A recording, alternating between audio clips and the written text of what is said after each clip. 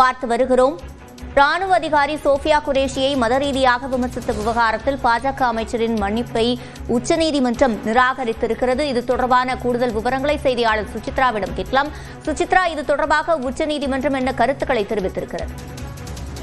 ராணுவ அதிகாரி சோஃபியா குரேஷி தொடர்பாக தரக்குறைவாக பேசியுள்ளதாக தற்பொழுது மத்திய பிரதேச அமைச்சர் குன்வர் விஜய் ஷாவிற்கு கடுமையான கண்டனத்தை நீதிபதிகள் முன்வைத்திருக்கிறார்கள். மேலும் அவருடைய பேச்சு தொடர்பான தற்பொழுது முன்வைத்துள்ள அந்த மன்னிப்பை ஏற்க முடியாது என்ற ஒரு கடும் கண்டனத்தையும் நீதிபதிகள் இன்றைய விசாரணையின் பொழுது ஒரு உத்தரவாக பிறப்பித்திருக்கிறார்கள். மிக முக்கியமாக அவருக்கு எதிராக பதிவு செய்யப்பட்டுள்ள அந்த எஃப்ஐஆர் தொடர்பான விசாரணைக்கு அவர் உடனடியாக நேரில் ஆஜராக வேண்டும் எனவும் வெளி மாநிலத்தை சார்ந்த 3 IPS அதிகாரிகள் கொண்ட குழு அமைக்க ஒரு உத்தரவையும் தற்பொழுது சிறப்பு விசாரணை குழுவாக அமைத்து உச்சநீதிமன்றமானது உத்தரவை பிறப்பித்துள்ளது. மேலும் அந்த குழுவில் ஒரு பெண் அதிகாரி இடம்பெற வேண்டும் என்ற ஒரு உத்தரவையும் அவர்கள் பிறப்பித்து மிக முக்கியமாக பார்க்கப்படுகிறது. இந்த விசாரணையுடைய அறிக்கை என்பது வரும் மே 28ஆம் தேதி உச்சநீதிமன்றத்தில் சமர்ப்பிக்க வேண்டும் எனவும் விசாரணைக்கு முழுமையான ஒத்துழைப்பை அமைச்சர் தரப்பு என்பது வழங்க வேண்டும் என்ற உத்தரவையும் தற்போது நீதிபதிகள் முன்வைத்து உத்தரவாக பிறப்பித்திருக்கிறார்கள். சோஃபியா குரேஷிக்கு எதிரான அந்த ஒரு கருத்துக்கள் என்பது மிகவும் மோசமான வகையில் ஒரு அருவருக்கத்தக்க வகையில் கருத்துக்களை அமைச்சர் கூறியுள்ளார். அதனை ஏற்க முடியாது, அதற்கான மன்னிப்பையும்